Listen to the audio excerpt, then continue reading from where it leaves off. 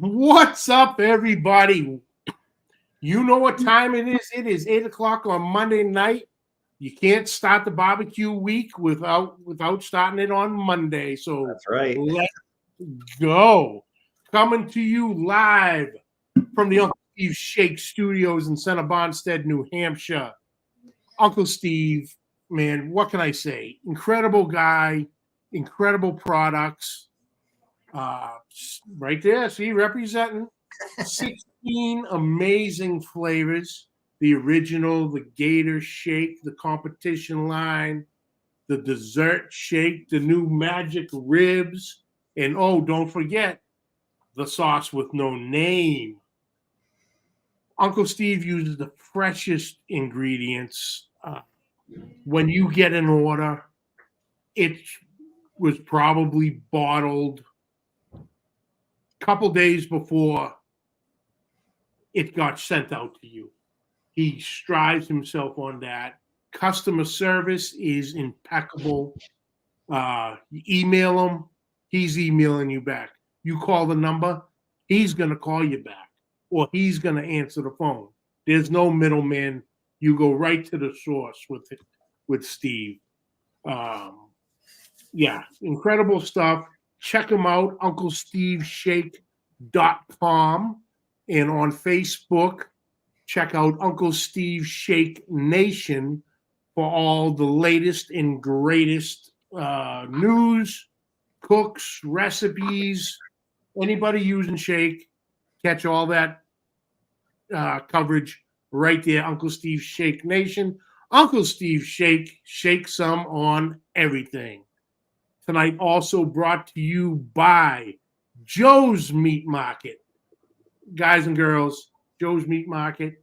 It is the diamond of Royce City, Texas. Gabriel and his crew do an outstanding job with the meat department, freshest cuts, custom cuts available. They'll work with you, whatever you're looking for. Gabriel and his crew will take care of it for you. He has turned this into a one-stop shop. You have the meat department, fresh daily produce coming in every day. You need rubs and sauces. He's got you covered. He's got a whole array. Uncle Steve's, Big Rome's, Big Kano's, Schmitty's sauce, you name it, Mad Max's stuff, and much others. Little hungry while you're there? He got you covered too. His mom will sit there and she will make you tacos. Get a nice bowl of menudo. Sit there, sit a spell, talk some Q with the boys. It's that old school, old town meeting place establishment. And that's Joe's Meat Market, Royce City, Texas. Check them out. Tell them I sent you. And remember, Joe's Meat Market for the win. Let's see who we got. Obviously, Daddy Dutch, because he won't leave me alone. That's good. That's Ken for you. For me. We got Bat. What's up? Tom's Food Factory. What's going on? Yes, I can barbecue. Simon. What's up, brother? No, Simon, I was probably 10 seconds late. Dutch will argue that, but the hell with him. Judge Webb, Jeff, what's happening? Scott, what's happening from Boone, North Carolina? Welcome, brother. Brother Rick Galindo, what is happening? Hello. Randy Salinas, Big Salinas in the house. What's going on? Chris Rosinski, what's up, brother? All right. We got a special guest tonight, my good friend, Andrew Rogue. A lot of you on YouTube know him as the Grill Sergeant. And we're going to have a great conversation. And what the hell is this?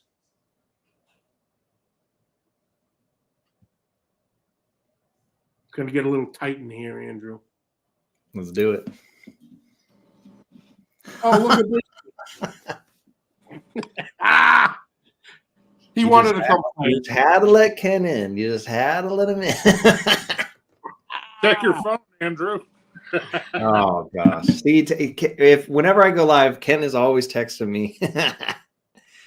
Oh, don't worry, Ken. I will. Johnny, what's up, brother? Well, hi, Dutch. Well, hello, Mr. McGuire. Nice to see you could be within 15 to 20 minutes of on time tonight. Hey, not bad. And that was even with trying to plug a tire. Not bad at all. Not bad. Pretty good. Pretty good for government work. Yeah. All right. Nice shirt, by the way. Yeah, it's a little warm here today. I thought, let's wear something nice, light. Light, a little Caribbean feel. I can dig it. All right. Brass tacks time, boys. Let's get into it. Andrew, for anybody who doesn't know you, please give them, what are you sipping on? A little Voodoo Ranger. It's a little Tropic Force. Imperial Hazy IPA. Does the job. It's good. Rick's had some. He likes it. It's good. We actually had some. When was it? It was at that first competition last year, the Grand Championship. It was in same weekend. We were at the Budweiser plant in Merrimack, New Hampshire, and the same weekend was with the Bacon and Beer Festival. So the Bacon and Beer Festival was Saturday. Our turn-ins were on Sunday. We did a People's Choice for the festival on Saturday. And they had like 30 different breweries all lined up, and Voodoo Ranger was one of them. Nice. Good stuff there. Yeah, boy. not too bad. Pretty good. All right. I saw the beer, so I had my squirrel moment. So that's out of the way. Squirrel.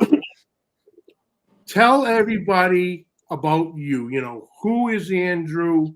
How did you get into this wonderful, crazy world called barbecue and grilling? Great question. I'm still trying to figure that out as well. It was probably about 5 years ago or so. I had a buddy. He was moving out of town, and I'm just, helping him load up a trailer. And he points to like a gas grill that he said he converted, and he uses it as a smoker, whatever. He's like, I can't fit this in my trailer. Do you want it? And I take the cover off, and it was a old school Weber Genesis, like 2200 or something like that. It basically had like the wood slats on the side and on the bottom. And to me, I thought like, ooh, a red top lid and then wood slats on the side. Kind of had like a 70s retro, look to it. At the time, I was really into woodworking.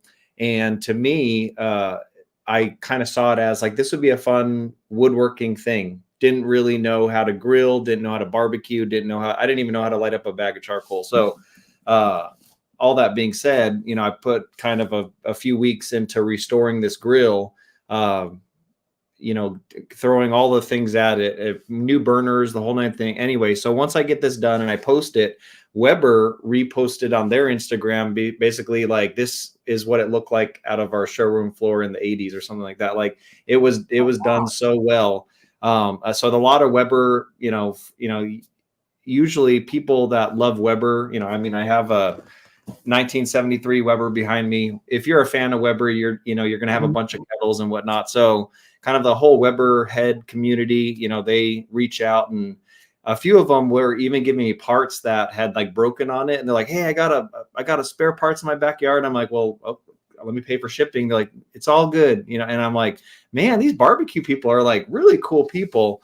And so anyway, so I did a few cooks on it, and everyone was posting like charcoal cooks. And I'm like, me being naive, is charcoal that much better than gas? And then people are like, dude, get yourself a kettle, and the rest is kind of going to be history. So anyway, get myself a kettle, light up some charcoal, do some ribeye steaks, and my mind is blown. And then it's like, now it's like your whole life's journey is, we got to cook everything we can ever think of on charcoal, and just to see what new flavors come about.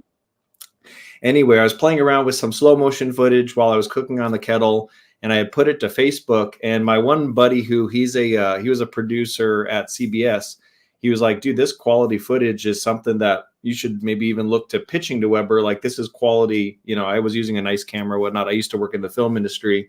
And I was like, huh, okay, well, whatever. I mean, maybe I'll play around with something. And then it was at that time I had a buddy, he was doing like a YouTube channel. His things was about cars. And he's like, dude, you should just pick something, get into like backyard grilling. Or it was just kind of just random, like, hey, if you know, and so I was like, all right, I'll pick that. And it was more of starting it with a documentary, of starting a YouTube channel with the idea of it's going to be like a journal, and it's to kind of see the progression of like, I don't know what I'm doing, to let's try to figure some stuff out.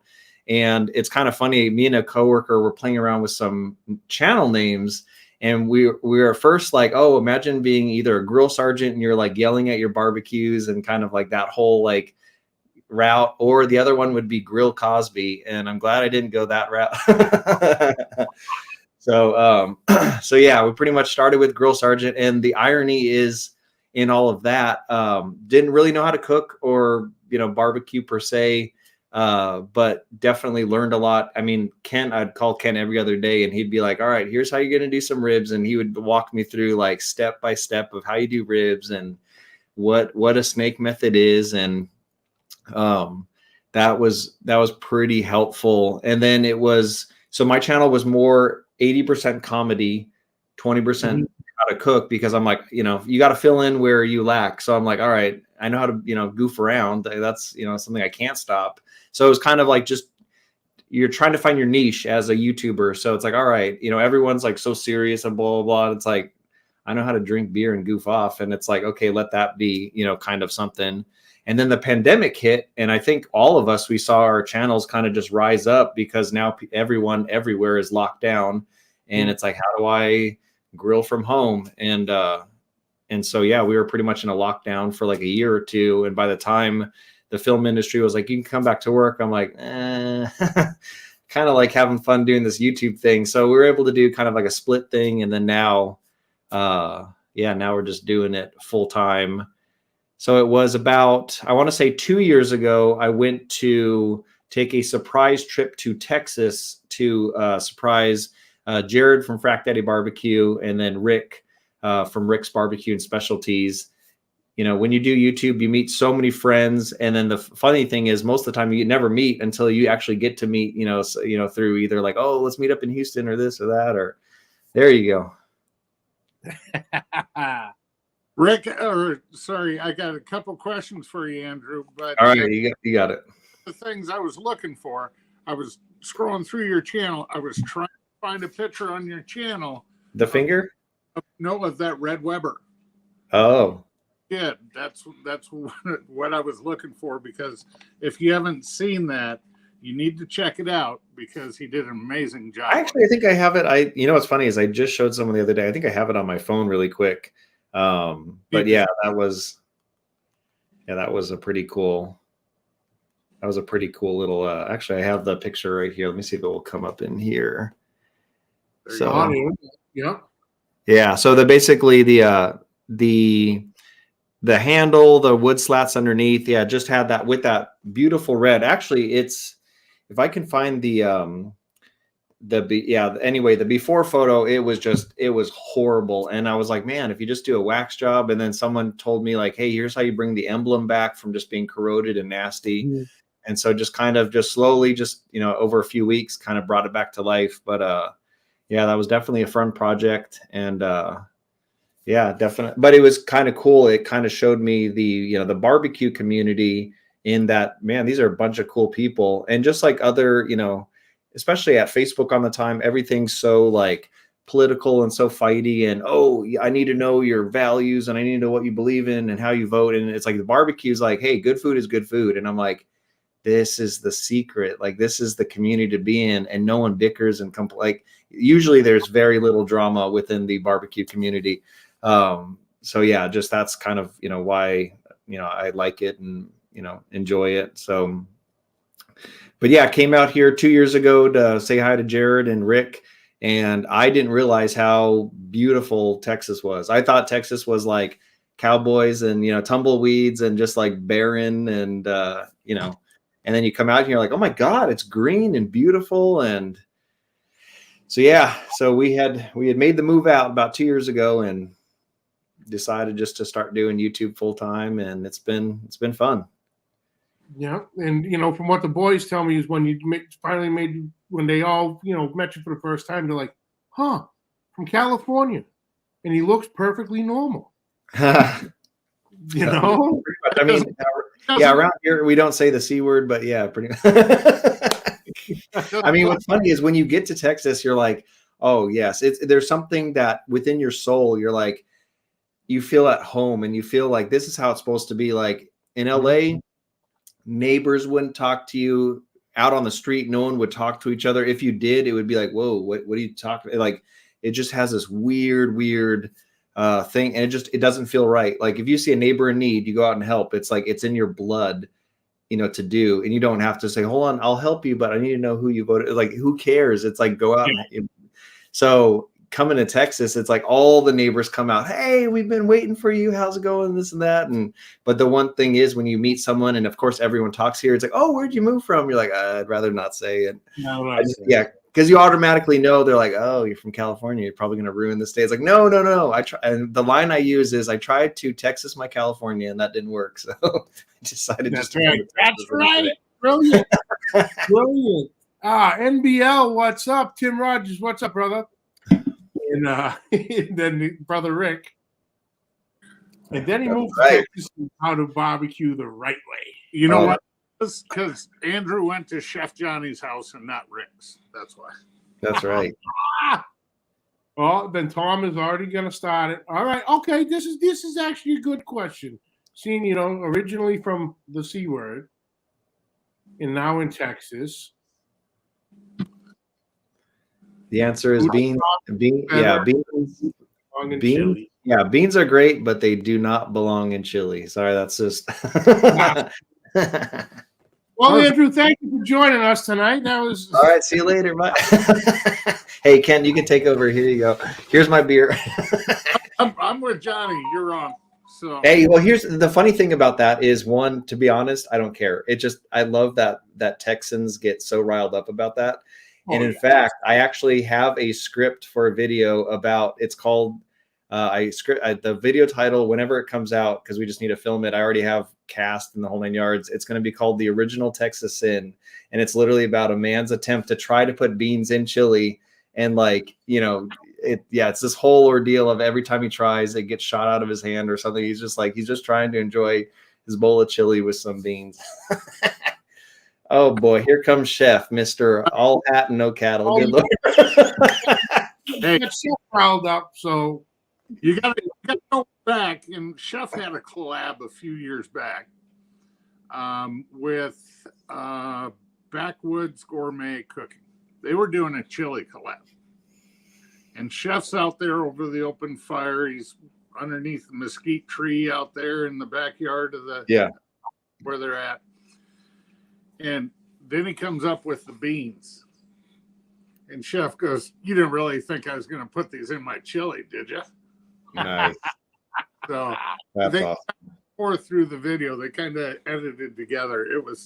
It's a good video to watch. So. That's funny. That's awesome. Now, Andrew, a lot of you do a lot with the weapons, but you also do a lot with showing off other grills and cookers. Yes. How did that evolve channel-wise? Because right now you are currently sitting at 95,700 subscribers. Wow. So you're doing something right. So, how did the evolution of the channel from, because you kind of do everything. You do the cooks, you show the restorations. You show a demo and an unboxing of a, ABC pellet cooker or this type of pellet smoker and, things. So how did that evolution come about? So it's kind of funny. So I would say the evolution from that, when I actually started seeing like a little uptick and like, oh, maybe this is kind of a direction to go into, was you know, we're all in it. We're all making content. We're making videos and stuff like that. And I'm cooking on Weber, like cooking up a storm. I love, you know, huge Weber fan.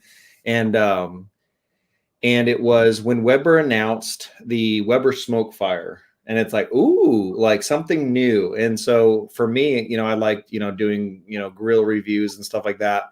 But at a time for a small channel, you know, just to, you know, you can get to a point now where it's just like, you know, companies will just send you, they'll throng, you know, products at you.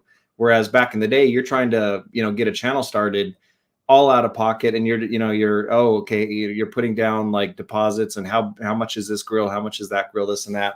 And I remember just at the time I really wanted to get a Spitfire, or not the Spitfire, the Weber, it was the it was the Weber one, the Smoke Fire, which what's funny is they had so much issues with that initial smoker that I was like, man, I'm glad I kind of dodged that bullet. But anyway, so I remember going into it and I had this kind of epiphany. Whereas this is going to be my first, you know, pellet smoker.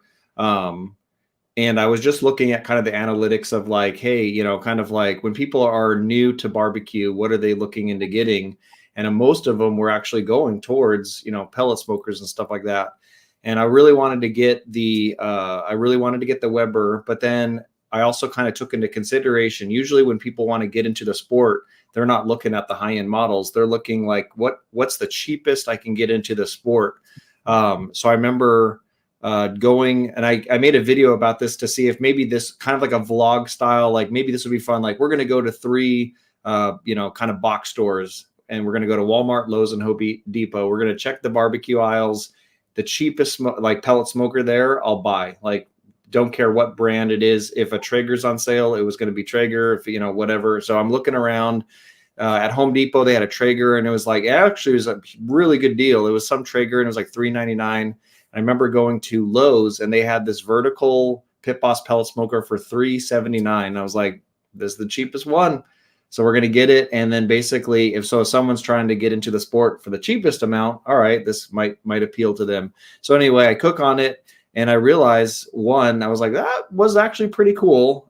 Just, you know, it's small learning curve, but actually it's stupid easy to use. And then what I realized though is, you know, you put out a video and you talk about a pellet smoker, and normally with my Weber views, it's like, oh, I put out a video, oh cool, it got 100 to 200 views. And I would put out a pellet smoking video, and oh, it got 2,000 views. Like the view growth was exponential. And so it kind of, and then I'd be like, oh cool, that's nice, but let me do a reverse sear on a Weber kettle, and it's like 200 views. Okay, let's do a cook on a pellet smoker, 2,000 views. And then it just came to, you know what, if YouTube kind of says, hey, there's already tons of Weber content on there. These are kind of like the Weber head guys. But there's this niche that's really no one's feeling. Usually when people are like, I'm a backyard barbecuer, no one's using a pellet smoker. I remember, and what's funny is look at Kent's thing right now. There was a time when Kent was live and he's like, don't tell anyone, but behind this curtain is a pellet smoker. And it was one of those things where it's like, no one can know. No one can know. You know, we have another gentleman in the chat that was the same way. And that's fine. Oh, here's yeah. I believe you know our little friend. I believe I do. And you were talking, now this kind of segues into a quick question for you, Andrew, because I'm getting texts on my phones for questions for Andrew. If right, that was a Pit Boss, like Copperhead number 3, I think, the small cabinet style you got. Yep. Okay. Do you still have it, first of all? No. And okay, that's too bad, because then you can teach Rick how to use a Pit Boss properly. I'm just saying what to do with these codes and blah blah blah. Rick's gonna be chiming in the chat in a second now. Nice. Right. So hoping you could have taught him the proper way to use a Pit Boss. Well, the irony about that, I remember Rick got the same one, and he was, for some reason, he's having issues with his, but when he was talking about it, he was getting like 6,000 views on this video. And it's like, and I told him, I'm like, dude, there's something about these pellet smokers. Again, let's just, like say it for what it is. I love cooking on a Weber. and doing all that stuff. So it's not that it's like, oh yeah, people are like, grow up and be a man and use a real, it's like, it's not about that. It's like, for me, it's, you're showcasing new products, you're having fun, you're getting people into the sport. From there, I've had plenty of people, reach out. I see it says, a guy from California have epiphanies. You'll never cheer text and say that. I told you. Well, you know what? And Chef will keep on saying that until he has this epiphany. Like, wait a minute. Yeah, exactly. So that's funny. Another quick thing for you, Andrew. Okay, you were talking about your love of Weber grills, and I know you have. You got the yellow one behind you. You have the powder blue one. Yep, I got the 26 blue. Yep.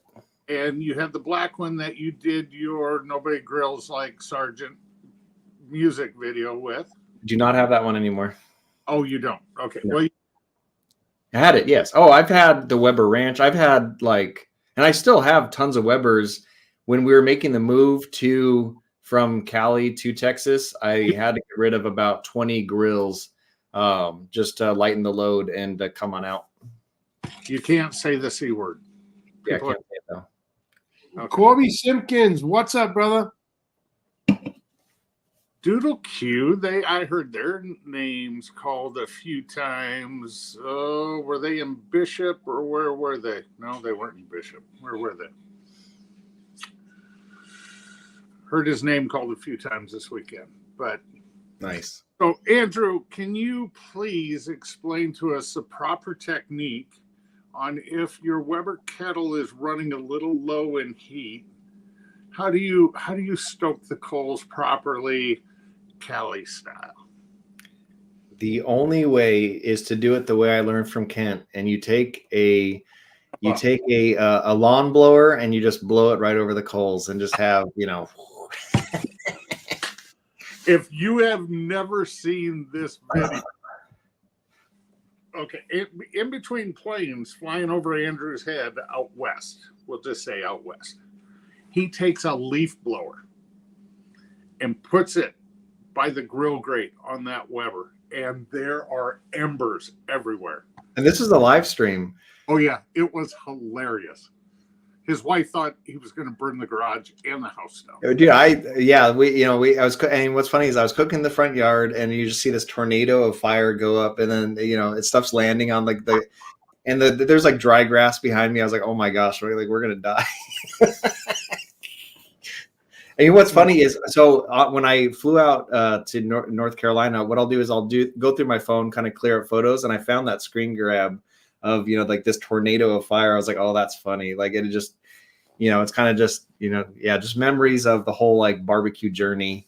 But yeah, so pretty much going back to Johnny's question, so pretty much got into pellet grills and kind of realized that, hey, to see kind of video growth and stuff like that, to kind of just continue on with yeah, I didn't start anything, thankfully. Trust me, it wasn't me. These boys will not go easy on you. Yeah, exactly. No. Fire did he start that yet? Yeah, thankfully, I didn't start any of those, but it was just seeing the growth, and then realistically, it was kind of right at that start of the pandemic. Then it was just it skyrocketed. There's a YouTube channel. His name's Kevin, called Comparison Cooking. And he put out a really good video called offset smoker mistakes. Here's kind of how you get bad smoke and this and that. And that did crazy good for him. He got a ton of views. I mean, it was just, he went from, oh, cool, Grill Sergeant, you have 2,500 subscribers. And I'm like, hey, just stick at it. And then it's overnight, oh, I have 75,000 subscribers. And it's oh my God, this video is blowing up. And then I text him. I was like, do you mind if I do a pellet smoker mistakes video? And he's like, dude, go for it, man. I'm like, that's such a smart idea. And so, basically I put out a video, top 10 pellet smoker mistakes. And that video got over 1 million views. And that just it blew up. And the thing with that though, is this is what I love about offset smokers, is anytime they see a pellet smoker video, they have to chime in. they have to be like, first mistake was buying a pellet smoker. And it's like, dude, you are fueling the algorithm, which will blast this out to more people. So it's like the more you try to put it out with your like, dumb comments, the more it blows up. So it was pretty funny on that. But yeah, so it's pretty much, yeah, just, it was kind of like I saw that YouTube was like, ooh, we kind of want to put you in this niche. Like, you're funny and people are researching pellet smokers through you. And then kind of, so it's like, why am I going to fight against that? And it was just kind of just stick with it. So, it can kind of turn it into its own thing. And lately, as of recently, it was kind of like stepping out, like, let me try, a drum smoker for the first time, knowing that usually when I introduce something new to the channel, if it's not pellet smokers, YouTube's like, nope, don't talk about it. And I put out a drum smoker video and a few, and it, views were crazy. And it's like, oh, cool. Then I was like, I got my first offset smoker. All right, let's test it out, knowing that it's not a pellet smoker, and views went good with that. So now it's like, okay, cool. So now it feels like, it's more of a, what if someone's subscribing to the YouTube channel, there's something for everyone. And it's kind of just, growing at a pretty good rate. And yeah, just growing and growing. Having fun. Beautiful. Marcel, what's up? Brother Steven, what's happening? Bam, bam. What's going on, brother? Oh, so, all right, you had gotten, like you said, we all start, especially with the kennels. Yeah, we build the collection up. Yes. What does your collection currently look like in the great state of Texas? For kettles or for all smokers? Everything together. So we got the my little Old Faithful right here. That's a 73. That's an 18-inch Weber. I got the 26 Glen Blue. I have the Weber Go Anywhere. It's that small little portable charcoal. I have the Weber. It's the 14-inch. I think it's the that Tiny Joe or Joe Jr. or something like that. A small little one that they came out with. Bought that for my son. I was like, I'm trying to get my kids into, cooking and all things backyard. And then got a Pit Boss griddle, and then a handful of Pit Boss pellet smokers. Got a Pit Boss barrel smoker. Got a Old Country G2 offset smoker. Is there anything else that's back? Oh, and then, the Monument grills, they just sent me one of their new gas burners. That it's kind of funny on how, like, you get so far away from gas grilling. And then the other day I was like, hey, for a fun video, let's do burgers 4 ways: griddle, gas, charcoal, griddle. Oh, no, wait. So griddle, gas, charcoal, and like a pellet smoker. So burgers 4 ways. Let's do it. I do them on 4 machines. We all take a taste test. And sure enough, dude, just the gas burger was just like, man, those got that high heat, those sear marks. And I was like, man, I had to like blow off cobwebs off the propane knob, because I was like, I haven't used gas in forever.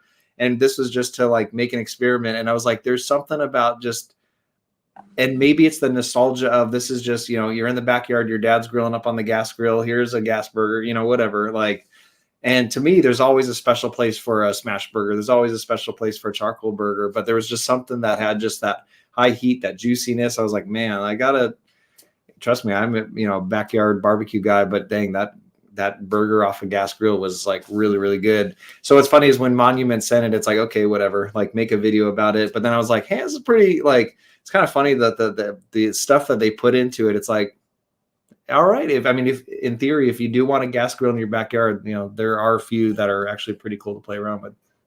Oh yeah. Interesting. That charcoal burger would have been better if you hit the coals with a leaf blower first. That's right. Hey, I don't want to burn down my new house. Okay. The other house could, go to hell. The house was okay. Here's the irony about that house. So we moved from a 800 square foot house and we spent maybe 2 months painting and just making this tiny little like thing look cute.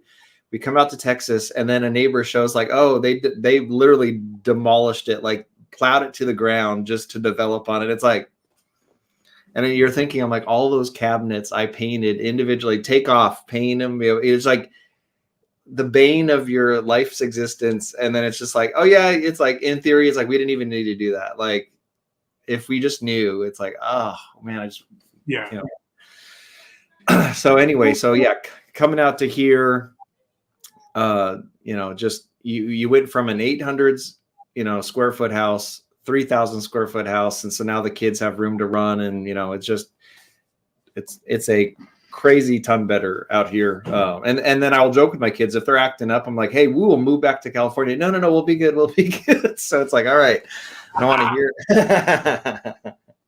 All right, so they're in.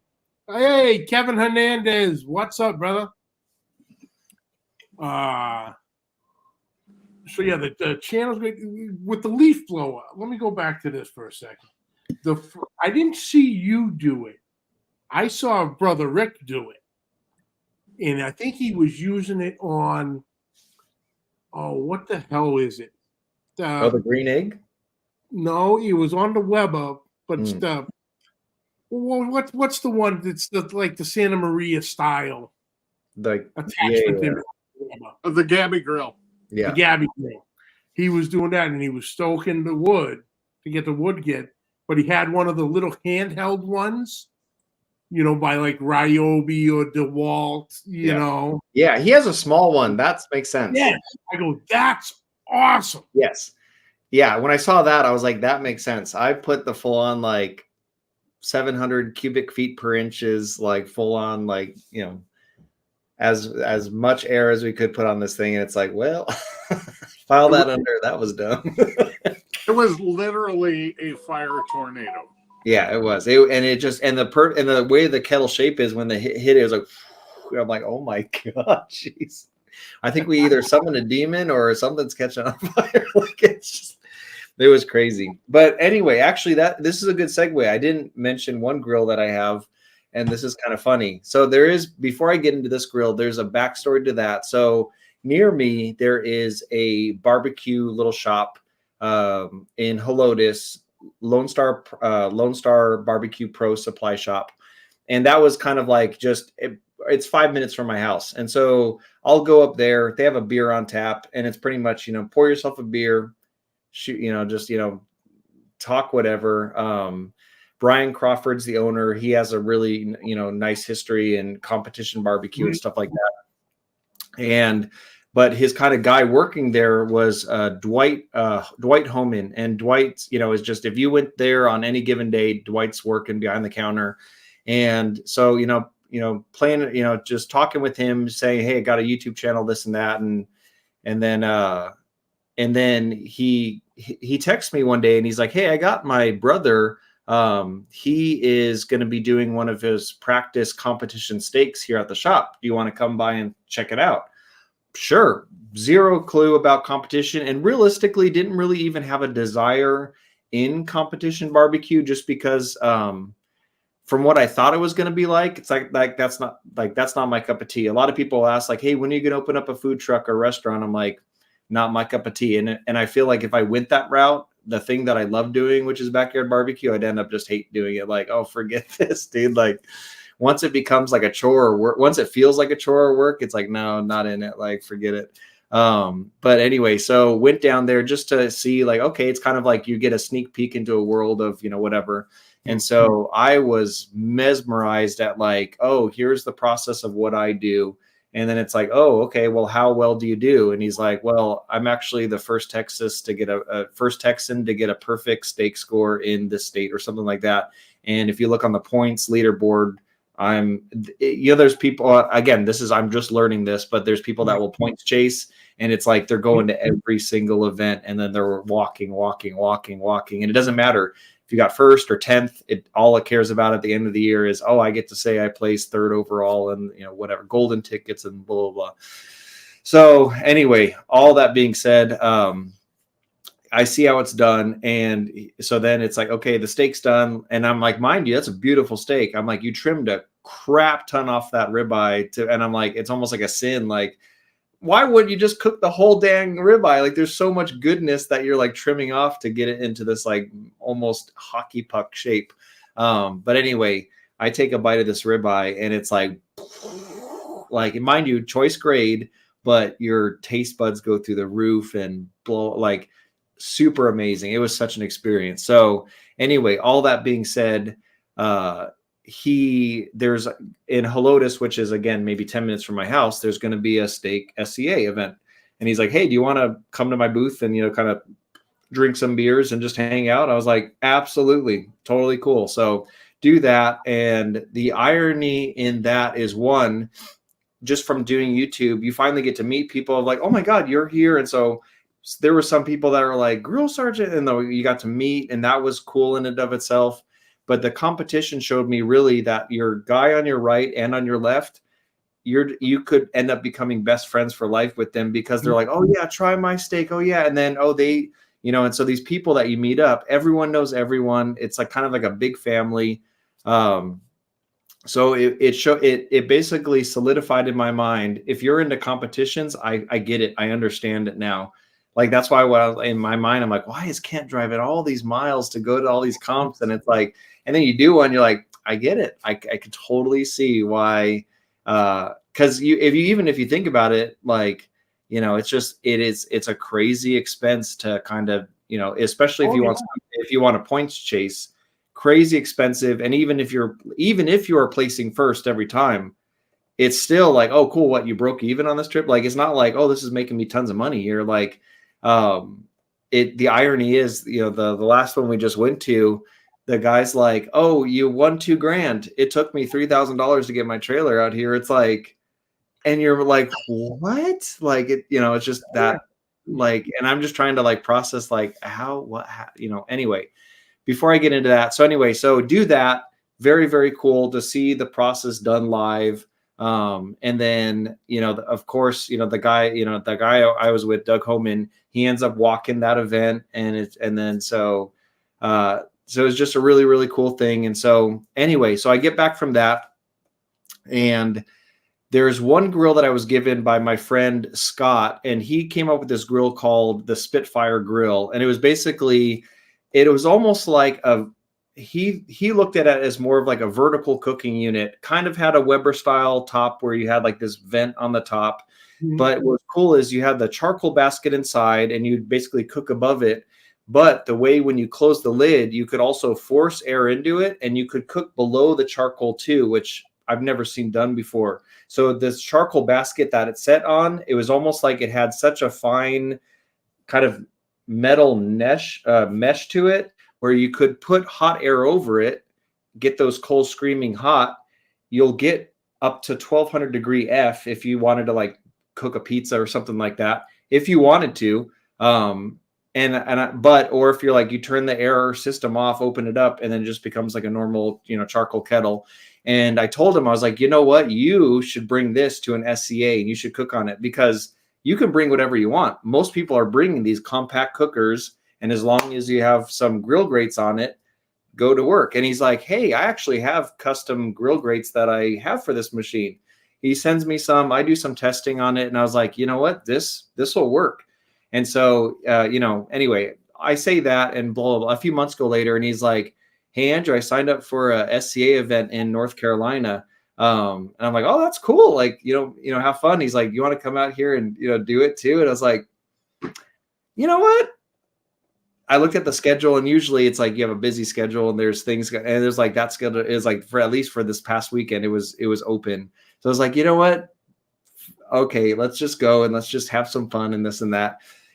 So anyway, so we start, kind of, yeah. That was this past weekend, right? Yeah, that was this past weekend. Hold on 1 second on that. Yeah. Because I'm sitting here, I'm trying to keep a goddamn straight face, and I can't do it anymore. You do know you are getting crucified in this chat. What was the name of that barbecue store? Which one? Oh, are you talking about, is Rick getting mad at me or what? Well, you can thank this one. He started it. You think the leaf blower caused the fire? This one just the afterburners of an F-16 and just said, the hell with it. Let it go. Oh, my God. He's pretending not to hear it. Chef No, is no. Okay. Here's the thing. I visit Rick, and I will name drop here. I visit Rick at Barbecue Outfitters just as much. And Barbecue Outfitters is definitely, it's a cool store. If and definitely they do like high-end outdoor kitchens, high-end barbecue pits and stuff like that. And Lone Star Barbecue is just more of that mom and pop, like pour me a beer, let's shoot the crap. Like they're night and day different. And so and Rick he'll text me. He's like, really, man, you're wearing a Crawford shirt right now, man. Come on. And I was like, hey, if Barbecue Outfitters wants to send me a shirt, I will gladly wear a Barbecue Outfitters shirt. But it's like, I don't think Barbecue Outfitters will ever send me a shirt. So, it's like one of those things where if someone sends me a shirt, hey, I'll wear it. If someone sends me a hat, all right, we're wearing, Chief Firewood today, whatever. Like it's just one of those things. So yeah, Rick will, me and Rick will always go. here that started it all. Yeah, Ken, you know what? I'm pretty sure the account got hacked. And then we go to, I'm trying to forget I heard that. Then who else here? And of course, Chef, because Chef's all over you after the whole beans and chili thing. So you're done for that with him. And he calls himself your friend. Oh man. He's wearing the t-shirt too. Oh yeah, they're having an absolute ball at your expense, brother. Jeez. All right. But here's the thing, it ties into the story. I mean, here's the thing. If I was hanging out at Barbecue Outfitters that day, the story would not even be, we wouldn't even be on this live right now talking about an SCA win. So again, and here's the thing, me and Rick will go live at Barbecue Outfitters all the time. So come on, like, geez. That's it. Can make it interesting and stir things up. So anyway, so tell my friend Scott, hey, you should, sign up for an SCA. And he's like, cool, man, I did. But he's like, I know how to put salt and pepper on a steak. That's about it. And I was like, well, yeah, that's going to give you a delicious steak, but you're going to score, last out of how many teams, whatever. So anyway, so he's like, do you want to come out, look at the schedule, say, okay, fine, I'm coming. And so we can basically play around on these grills and, figure more lies. there's Jared with the drama. So, I've pretty much leading up into that, he's, kind of like finding out more about the event. And he's like, oh my gosh, like apparently it's just a bunch of these world champions that are coming out to kind of kickstart this area. It's like there's never been an SCA done in this point, and everyone's been encouraging this guy. So he's like, hey, I'll get all these world champions to come out here just to kind of help you kickstart this thing. And it was like, oh, well, that kind of sucks. If you're like, hey, here's two of us, like first timers here, like you'd want to go to an event like, oh, here's a first time event. And maybe you might have a few pros, but the majority are like, I don't know how to cook a ribeye, but let's have some fun. So we found out there was going to be a ton of people there. So I called my buddy Doug and tell him like, hey, I'm going to be doing an SCA. Oh, right on. Which one? And he looks it up and he's like, oh man, there's going to be like 41 like world champions there. And he's like, I know 90% of them, like, and he was already telling, he's like, oh, I'll pre-tell all these people saying like, hey, look out for a guy named Grill Sergeant, or look out for, and then meet this guy, blah, blah, blah. And what's funny is even when I got there, it was like, kind of like, oh man, even just from being at one SCA in Texas, it was like, oh my gosh, I recognize already half a dozen people here. It was kind of funny on how SCA, even though it's, like national, like it's like, since, you have a handful of people that do it. So anyway, so Friday morning at like 3 a.m, fly out to North Carolina, meet up with my buddy Scott. And that Friday night, we do some practice steaks and just to, kind of like, hey, let's get some practice in, which usually these like if you're a professional SCA, like a few times a week, you're doing a practice steak, or at least once a week, just to make, your craft, make sure you're getting it down. You're counting the number of charcoal you're putting in. You're like, there is a level of expertise to it. I completely understand that, especially now after doing a comp and like getting your hands in it. Like totally makes sense. That's how my brain works too. So we get out there and you see these like $100,000 trailers, like barbecue team, like, and we're like, load up a pickup, and we have a little canopy that we're setting up, and putting out these grills, and it's kind of just like, hey, even if we're dead last, cool, we're just out here to have some fun.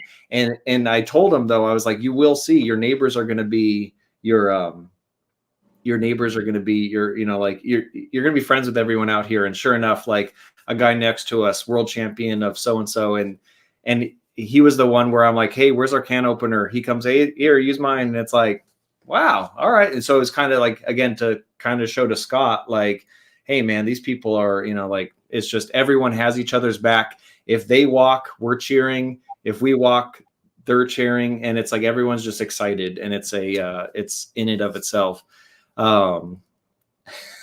Chef Johnny, hey, how'd you take a breath? Sorry, I'm just trying to stay awake after being jet lagged, and I'm like, oh man, I'm excited though. It was a fun event. Good. All right. We'll get back to it in just one second. Dutch, Yeah. You said you had a couple there. Well, Andrew covered one already, but I do have one from our buddy Simon at Yes I Can Barbecue.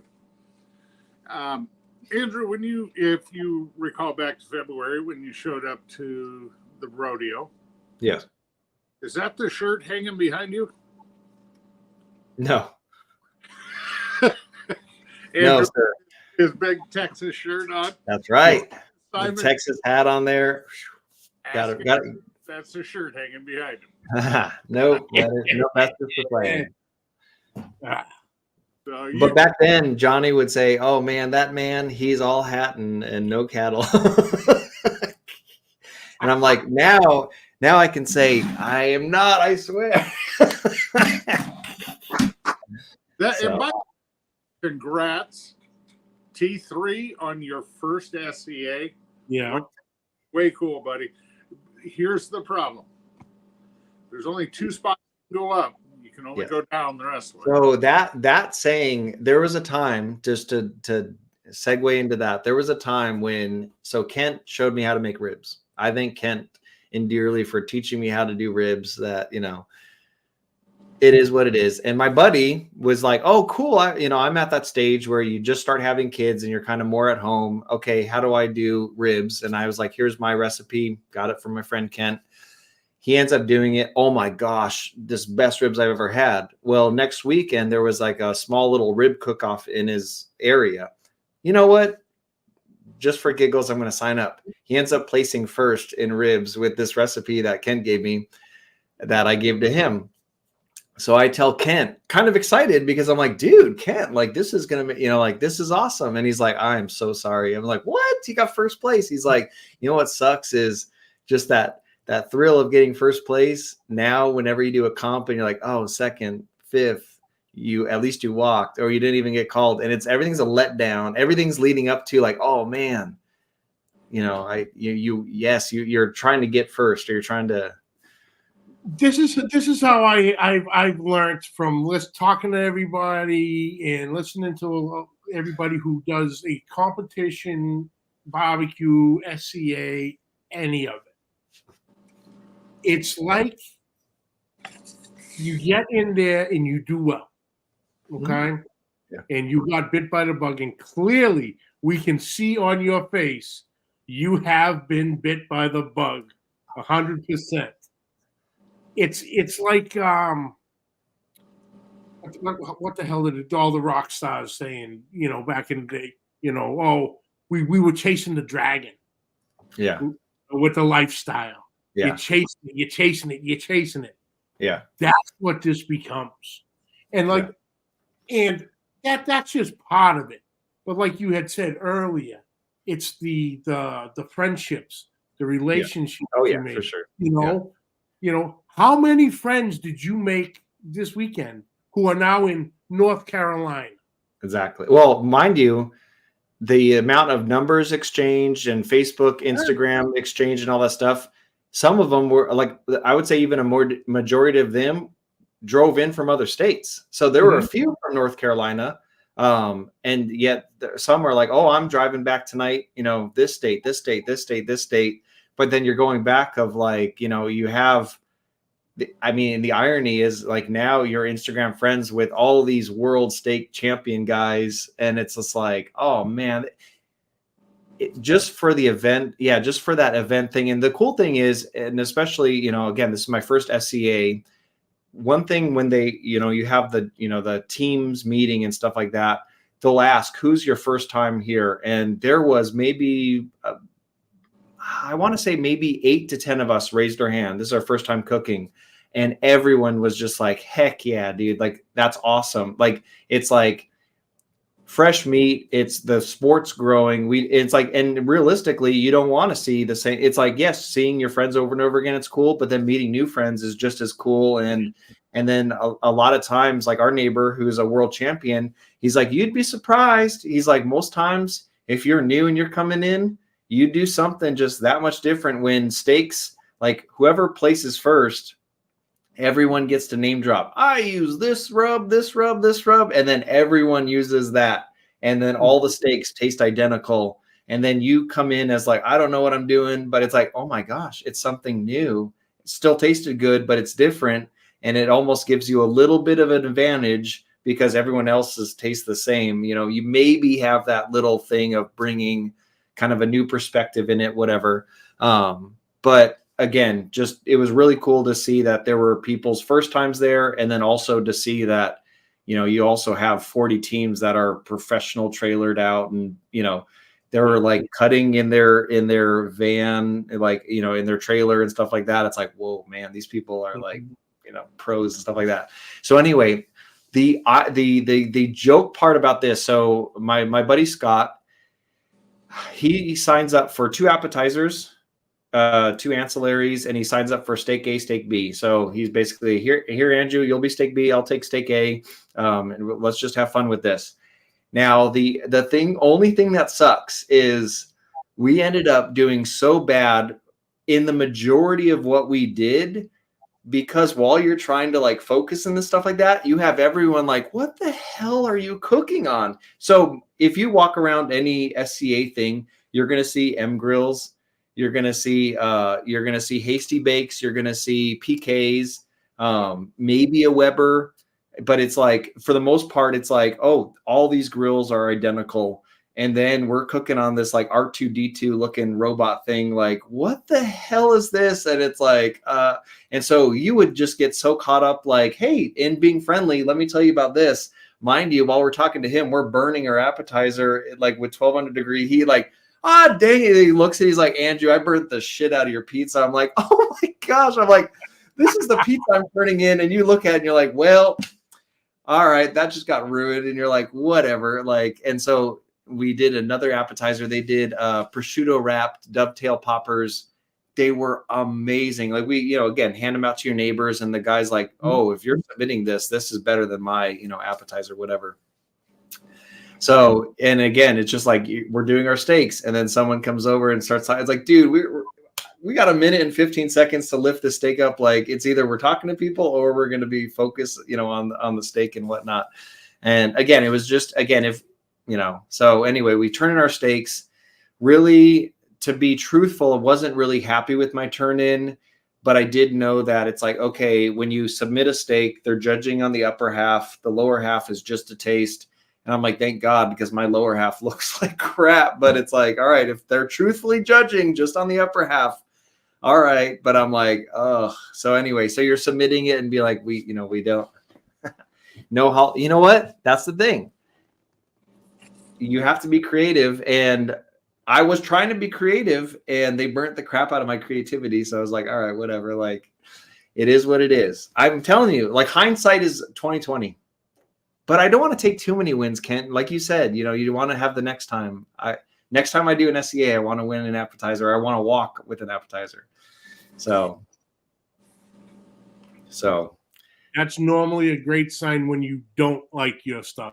Yes, and that thing's true. How was your brisket? Oh, it fucking sucked. Yeah.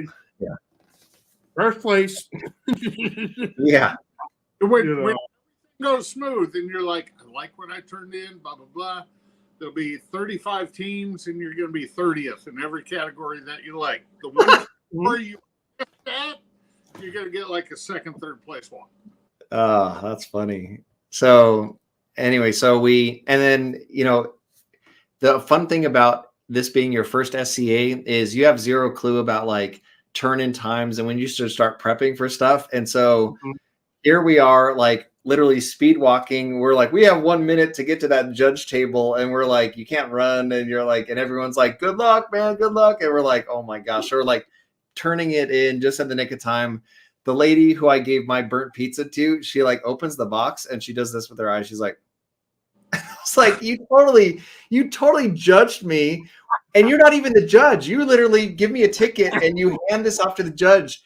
And her eyes did not lie. I was like, wow. Like I'm just internally like, her eyes just like lit up like, oh boy, like, okay, all right. I don't even know if they're gonna eat this. So it's like, so it's like you already knew through that. It's like, all right, we don't stand a chance in hell. And it showed me the people that are doing it here, they're the ones that we're seeing like they're using like these like tools and gadgets, and they have these screen protectors when they're seasoning. Like you got to take the craft seriously. And I after doing it, I was like, it totally makes sense to do it like that.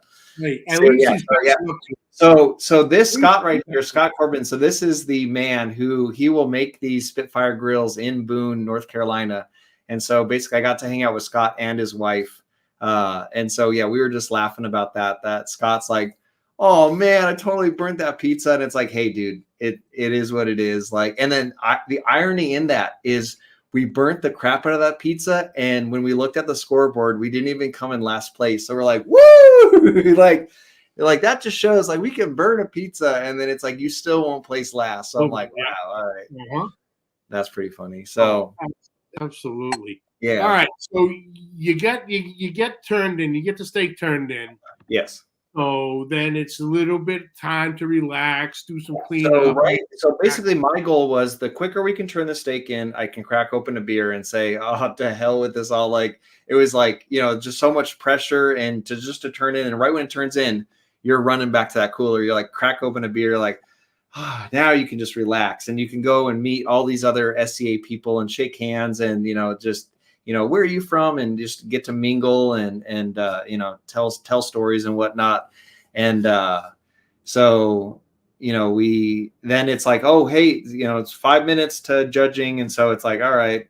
And so we go down there, and so they have it out. And what I liked is they also did have a kids ribeye cook, which after I saw those kids do it, I was like, dude, my son has to try this out, because he loves cooking. And I was like, dude, you would have a blast just, cooking alongside other kids and just turning something in, and that thrill of like, oh my gosh, my ticket number got called. Like, that's a thrill in and of itself. So start getting called. They do ancillaries. And I was like, I know for sure I'm not walking at all. And, it's like they go through the ancillaries. And I was surprised that our prosciutto wrapped dovetail poppers didn't do well, just because, one, for creativity, that's through the roof. How they looked, it was amazing. Taste was really good. So I'm like, I am really surprised they didn't. And it turned out those got like, like you'll walk at like 10th. Those got like 11th. So those actually did have like a really good chance. And it was like you were off by 0.021. It was like, so like those percentages are like, oh man, like that, those were so small. It's like, maybe if we just throw some, Uncle Steve shake on it, it's like, oh, you went up 3 points here, whatever. So anyway, and then when they did steak A, and it was like running through the gauntlet, and you're immediately 10th place, world champion so-and-so, oh, 9th place world. It's like, if they're already starting with the world champions, like, and so we did our steaks identical with one exception. My buddy Scott, again, never done an SCA before, didn't even, like, his whole approach was salt and pepper. I'm like, hey, let me season it with, a way that at least this guy's doing it and he's walking and whatnot. Some, let me just season it. But he's like, I want to try cold smoking the steak before turning it in. I just want to try it. We get last place. But he's like, I started cold smoking my steaks before I started cooking them. And it just brings this like umami flavor that is just, and I tried it out. I was like, it is really good. If you're keeping your seasoning simple, it's like a great little like smoky flavor to it. It's good. if it's going to affect it because you're bombarding it with so much seasonings, I don't know if that's going to change things. So anyway, only thing different about our steaks, I wanted to cold smoke it before. And then it was like, well, if our recipe's the same and they're kind of so much similar, so he doesn't walk, and I'm like, all right, steak B. And I'm like, well, there's no chance in hell, because it's like, again, 9th place was, first place world champion of so-and-so. I'm like, oh my gosh, if this first place world champion's going 9th, we're already, I'm already counting it out more of just as the experience of this was fun. And it really told me, if you were going to do this again, just because it's fun, you would really kind of buckle down and get serious about it. Have more of like, don't do your practice steak day of, like you're practicing weeks before leading up to the SCA, and be like, okay, I already have what I'm going to do. You're not experimenting day of to be like, hey, let's just wing it, which is, it felt like we were doing. We were like, they also said, oh, there's a blue rhino bounty, which means if you cook on a blue rhino in some form during your cook, if you win, you get an extra $1,000 on top of that. You just have to. And so I was like, hey, and then he has a gas version of this grill. And he's like, hey, what if we sear with the gas and then put it with the charcoal to bring it up to temp? And it's like, and if we win, that means we get to use the blue rhino bounty. And it's like an extra $1,000 on top of that because you won. It's like, all right. And it's like, so it's like you're changing things day of, which is like, what are you doing? Anyway, all that being said, so, they start calling the names, and it's like 4th place, like going up. And then so they announced 5th place is so-and-so. And now I've already written it off. Like if we didn't get called top 5, all right, it is what it is. And then they say, oh, this is interesting. 3rd place and 4th place got the identical score of 2, 4, blah, blah, blah, whatever. And then it's like, huh, that's cool. And I'm looking at my ticket numbers, and he says this, 4, 4, 3, 6. And I'm like, oh my God, this is the number. So I'm like, kind of, so you become in shock because you're not expecting it, and you're like, there's no way. And then you're like, so it's kind of like, like you're kind of, the adrenaline is now coursing through your veins, and your brain slows down and things start going in slow motion. So you get up, and most guys are like, woo, yeah. And I'm just like speechless, like, okay, I'm walking up, and I immediately go up, and they're like, give the lady your ticket, you dummy. Like, it's kind of like, oh yeah, sorry. I'm like looking like Joe Biden walking around, like, where do I go? So anyway, give the ticket, and then they say, oh, because it's tied. The cool thing about the tie is you split the money equally between 3rd and 4th, and then you do a coin toss, and then the person who wins the coin toss is going to get home a cutting board, but you get equal pay, whatever. And me, I'm like, I freaking walked. I could get 10th place. It's like, I don't care at this point. So I'm like, heads, and it's like, oh, it was tails. It's like, do not even care right now. It's just more of the elation of like, holy crap.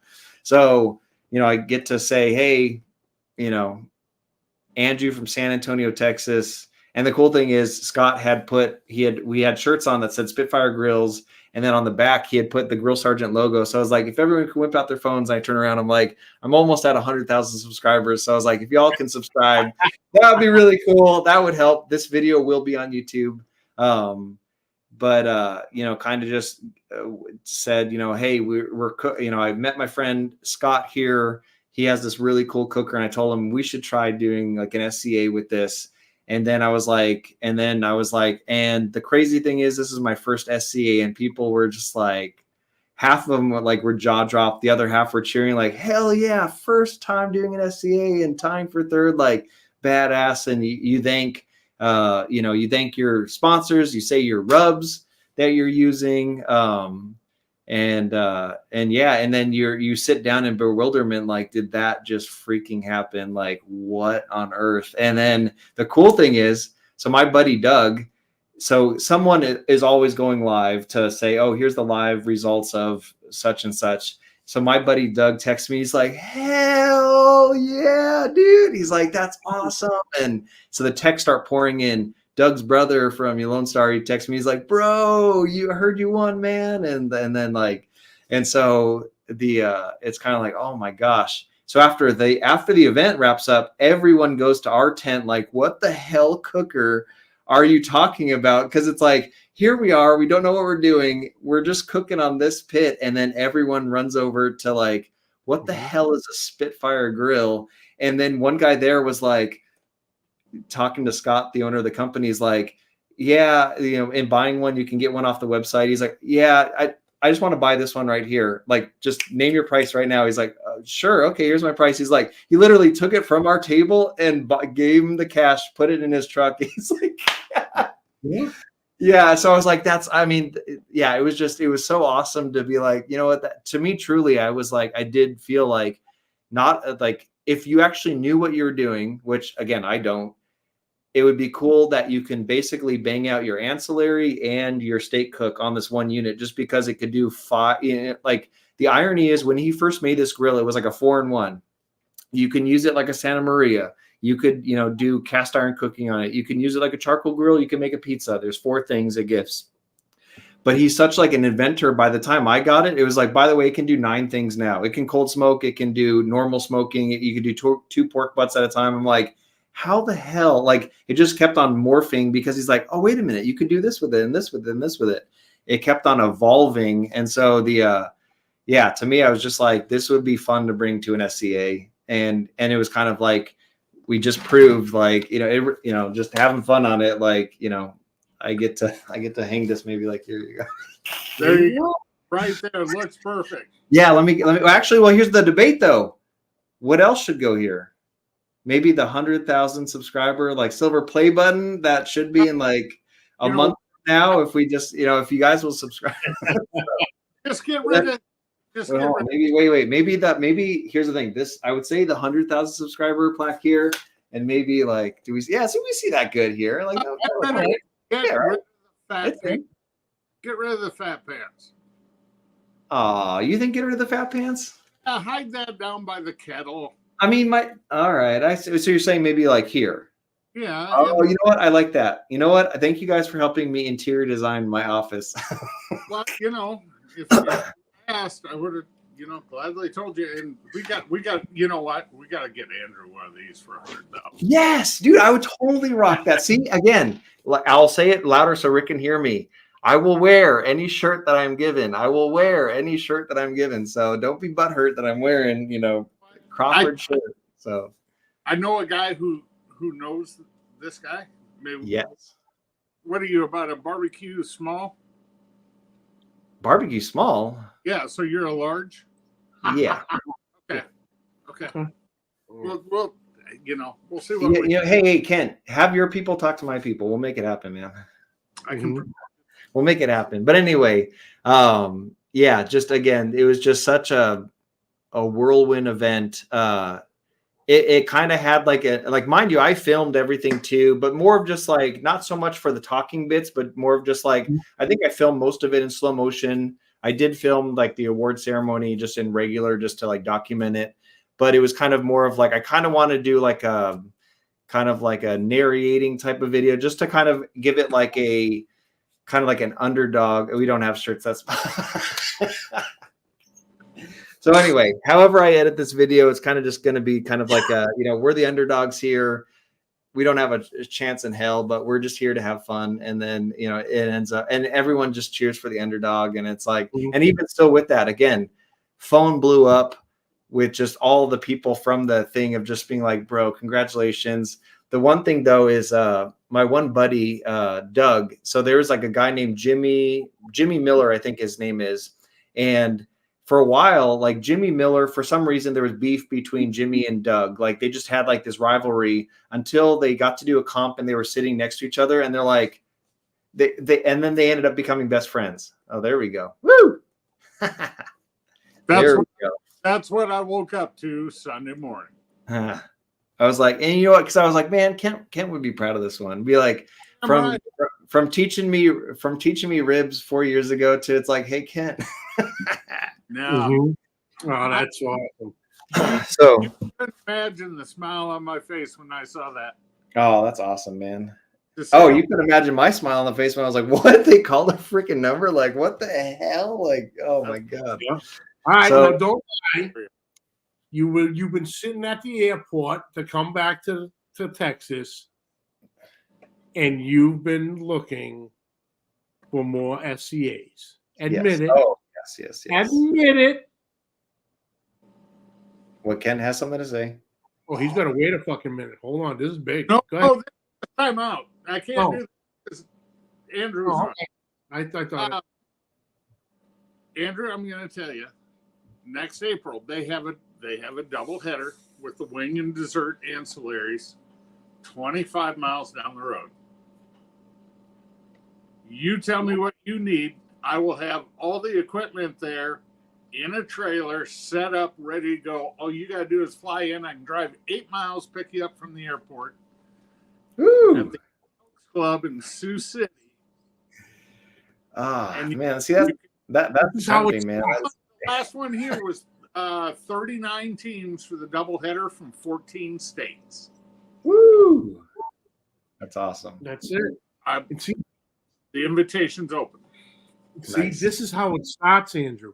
And then I'm going to go back to my chat and I'm going to say, Jen Lee, what's up, darling? And then, Andrew, this is how the other end of this starts. Jen Lee is one of the best promoters of barbecue contests in the state of Texas. Correct. So we're gonna you'll be doing some KCBS, some CBAs, IBCAs before you know it. It's gonna just come right by you and go, what the hell was that? Yeah. That was the whole barbecue and grilling lifestyle rolling you over like a train, and you're gonna be happy to take every car. We got to teach him a little terminology though. The tool he was talking about. Yes. What tool is that? Thumb grinder. Thumb what? Thumb grinder. Thumb grinder. Wow. Fill it with whatever your like is finishing Yes. rub Oh, is yeah. gonna be. Yeah. And then it comes out very thin, very fine. Yeah. Okay. This is a T steeper, but them holes in there are so fine, popcorn salt barely fits. Yes. Yep. Same Yep. thing. Nice. I was You know, it's kind of funny. The barbecue trailer, damn it. one of the stories. So the guy Craig from Wild Hog Aces Wild, he ended up winning first place steak A, first place steak B, and you're like, oh my god, like this guy's like two, you know, like he looked like a wrestler, you know, two like first place, and they give him these big wrestling belts, and he's like, woo, yeah, baby. It's like, and the funny thing is, so one of his friends was watching him, so he's using the thumb grinder, as you say. So on steak B, he's thumb grinding it. The thumb grinder falls out, and all the seasoning dumps out onto the steak. Like the total opposite of what you're trying to do. And his friend was like, oh my God. Oh, like kind of like and he's like, picks it up. It's still going to be a good steak. And it's like, wow. And to mind you, what's funny is when I was seasoning my steak, like a big gust of wind came and it was like, and like it threw a bunch on, and I was like, dang it. Like this is way more. And I was like, basically by the time I put it in the little tray, I was like, it's in God's hands now. It's, you know, it's out of my control. Luckily, and Scott's wife saved the day. I'm about to close the lid and she's like, wait, you have to take the twine off your steak. And I was like, Ring. oh my gosh. Mm-hmm. You almost disqualified yourself before you even start. And what's funny is I told Scott and I told Amy, because I was like, I always do this. Take the twine off the steak. And I told them both, and I was like, please just remember this one thing, because I cannot, my ADD, I will not remember to do this. And sure enough, I put it in there. Hey, that looks kind of beautiful. I go to close the lid and she's like, wait, I forgot you left the thing on. I'm like, so I take a little knife, take the little twine out. I was like, wow, we could have went from, you know, you had the opportunity to get third place. You got a disqualification because you left this stupid twine on. And I have seen that, Andrew. We had a state competition up here 2 years ago. The guy would have been second in steak, but he got DQ'd. He left the string on. Now another guy, and I won't say his name, but was this close to getting DQ'd because when he clipped the string, it didn't pop the first time, so he clipped it again, and there was about a 3/8 inch long piece of the butcher's twine in his box, but his teammate caught it. and I would have been pissed if I got disqualified for that. Yeah. It can happen. Yes. And so, yeah. Because it was Steve that caught it. Yeah. He's like, "Is that twine?" I'm like, "Good call." Yeah. Yeah, I know a guy who got disqualified. It was either his chicken or his ribs, but he had gotten some sauce on the edge of the box, so he used paper towel to go across to clean it up. One piece of paper towel, probably about that big. You're talking less than a quarter of an inch piece on the side of the box. Yeah. Disqualified. And the other thing you got to watch with your gloves, Steve Ray had mentioned it a couple years ago. Guy was wearing blue nitro gloves. Yeah. Went to clip something, didn't get his finger, but got the edge of his glove and had, so think of your normal pencil. That little pencil lead that you write with that sticks out. Yeah. That big a piece of blue speck in his box got him DQ'd from one of his 4 meets and cost him a GC.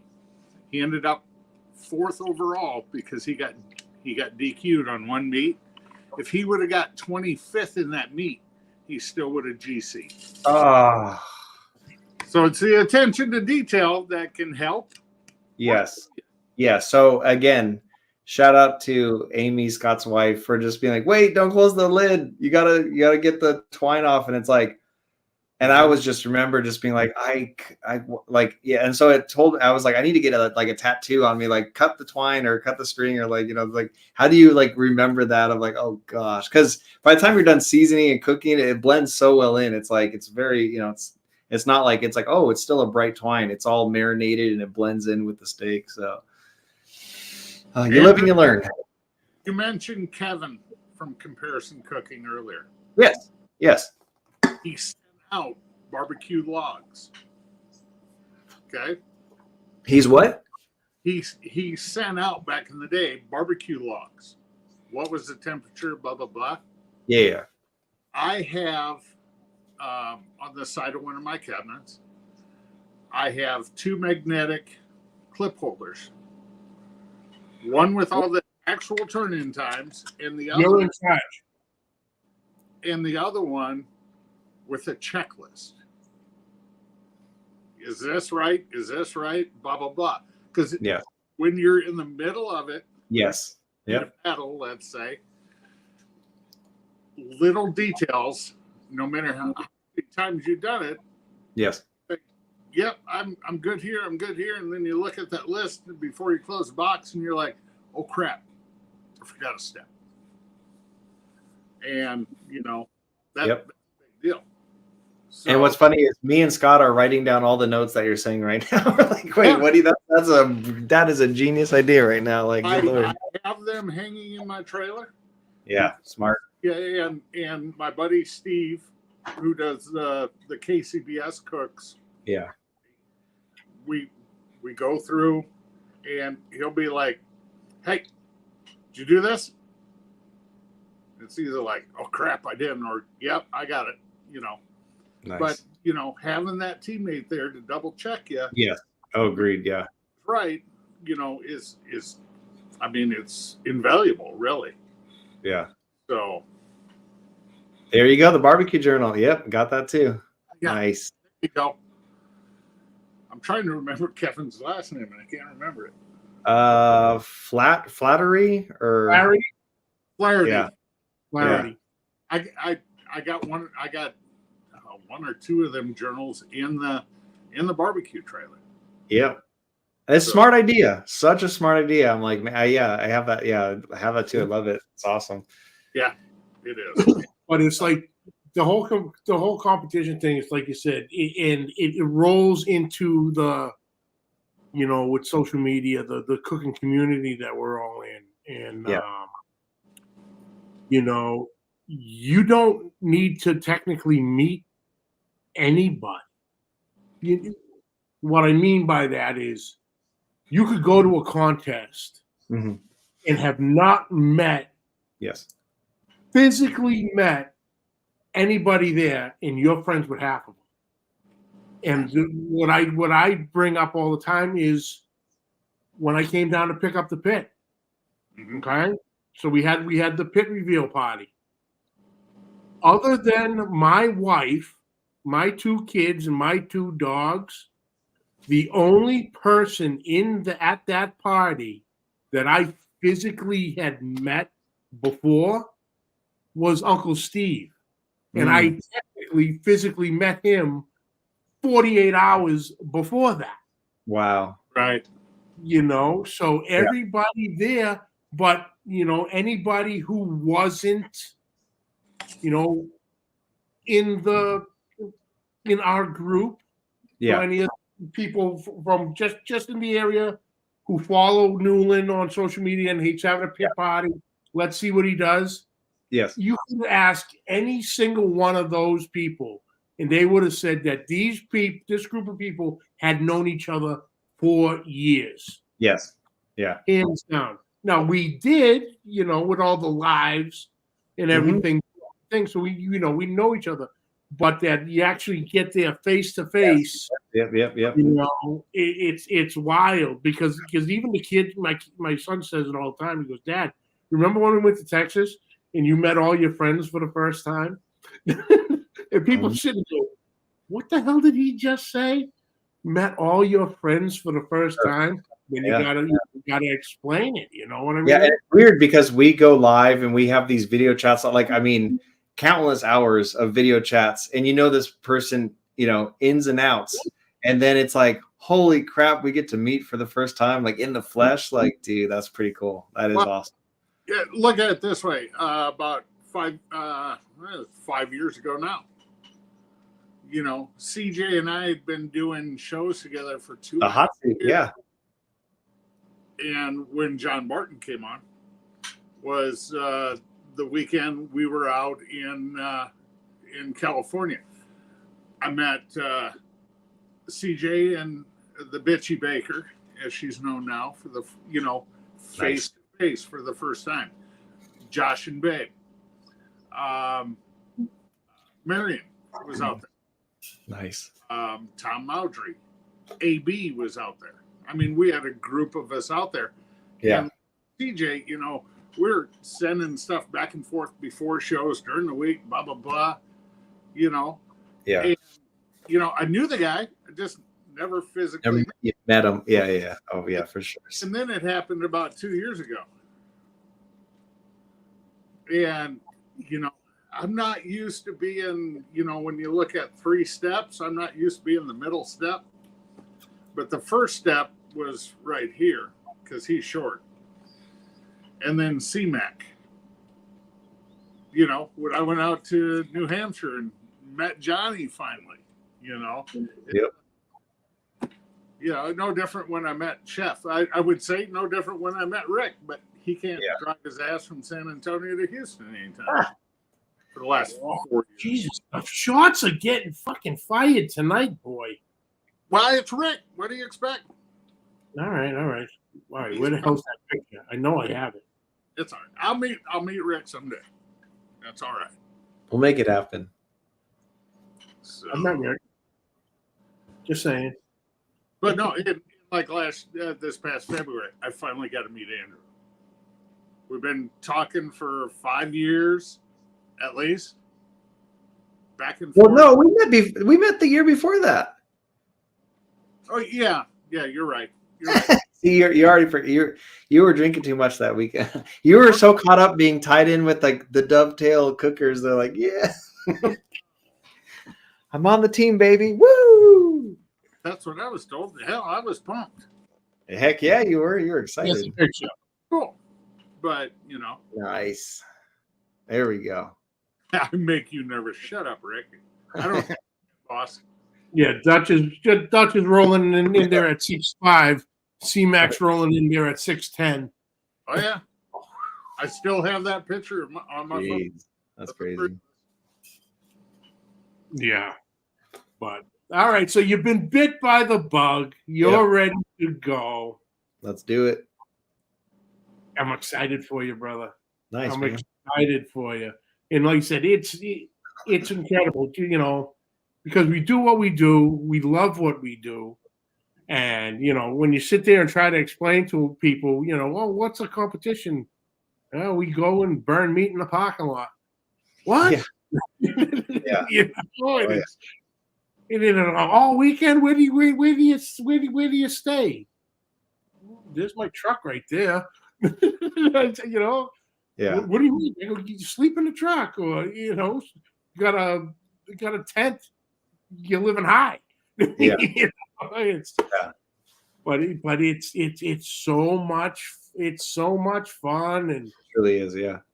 you know, everyone's bullshitting the whole weekend, and you know, then it gets the game time, and then once the turn-ins start happening, it's Yeah. all getting, hey, try this, how would you cook, and blah blah blah, Yeah. and I mean, it you is know, interesting. Like you hear, like the camp will just get quiet, and it's like everyone's focused, everyone's trimming, everyone's doing their thing, and then literally right as the last turn in that goes, you hear it like, all right, it's like that pressure of like it's on goes, and then there are like a few lulls of like, oh cool, I turned in my ancillary, I have 2 hours before the steak turn in, a little bit of breather, but then you realize you're like, oh, time's ticking, and then back to focus mode.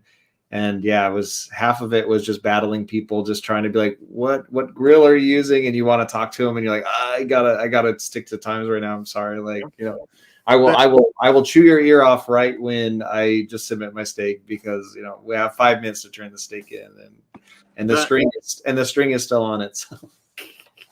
The ebbs and flows of competition. Yep. Oh, it's a beautiful thing. The wife and I went down to the Royal. We got there about 9 o'clock Saturday morning. Okay. So it's invitational day. Yes. Walked by Bill. Bill's outside tending to his drums. I said, hey, brother, how you doing? I said, I'll find you after turn-ins. Yep. I met Carlos Calzada smoking Los. I got a little more time to talk to him because he was just cooking Sunday and not Saturday. Yes. Jason from Elite Barbecue Smokers. I stopped and talked to Darren and Sherry Worth. Yeah. I was Smokey D's. A bunch of just metric crap ton of people. And I'm censoring myself because this guy's on here. Nice. I don't know if his kids are watching or his wife, so I'm being here. Nice. So,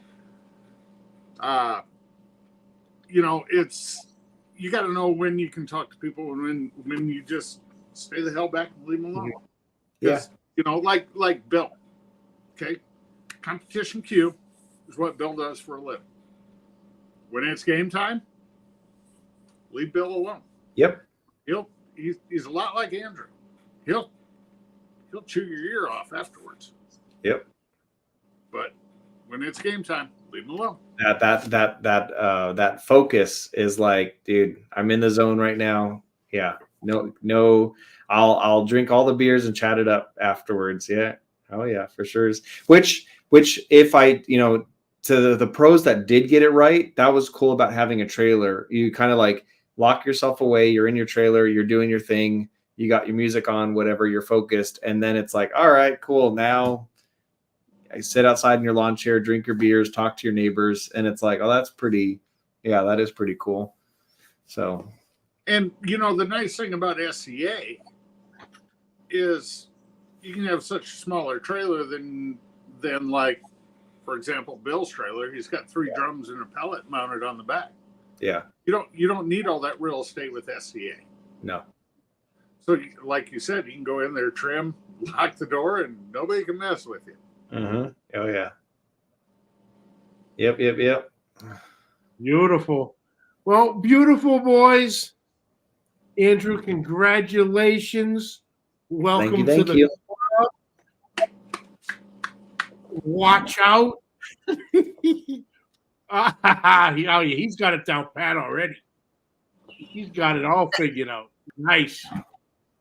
But brother, I appreciate you taking the time, jumping in, and it was great catching up with you and great talking to you. And yeah, thanks for having me on, man. Oh, we'll do it again, brother. It's especially you're seeing you're on a hot streak and all. You're gonna go. That's right. Hey, You know, so just gave I'll me- end with this. Yeah. I'll end with this. I was like, if I can get third place without having any practice, I was like, man, imagine if I buckle down and start counting, and use a thumb grinder. hey, wait It's got to do something. It's got to do something, man. until this guy gets his first golden ticket for the World Championship. Woo!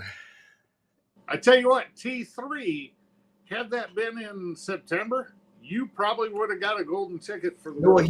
but here's the other thing is if it's like, say, you actually knew what you're doing and did a little better, a lot of times that golden tickets gets passed down. Oh, first place guy already has it. Second place already has it. Oh, here you go. It's like, oh, dang, you got the golden ticket there. Yeah. T3, you probably would have got a golden ticket to cook in the World Championships. Yeah. But it's early in the year and not late. Yeah. Tyson from Kansas City finished 5th, got a golden ticket because the top 4 already had theirs. So, all right, Kent, send me that info for when the next one is. I will. All right, sounds good, brothers. It was fun chatting with you, man. All right, boys, I appreciate it. Thank you all for tuning in. Great conversation with Andrew and Daddy Dutch for jumping in and kind of steering the ship a little bit before I get off track. Did you notice? I still was a couple seconds late, just on principle. A little bit. But thank you all for tuning in. I have to go intend to trying to fix a goddamn flat tire. But until next week, keep the smoke rolling.